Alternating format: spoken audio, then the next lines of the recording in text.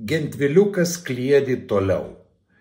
Vasiukai energetikoje, o ūkininkai taps naujaisiais energetikais.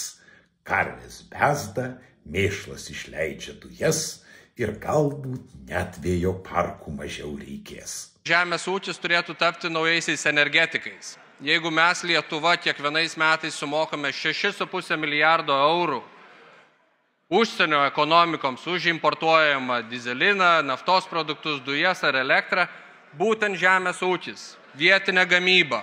Ramūnas Karbauskis, kuris turi planus apie vienus didžiausių vėjo jėgainių, biometano išteklių, yra pavyzdžiai, kad žemės ūkis gali aprūpinti ir transporto sektorių, ir energetiką, ir žemės ūkis gali tapti naujaisiais energetikais. Kai nori prastumti savo reikaliukus, ir Karbauskis tau taps šventuoju.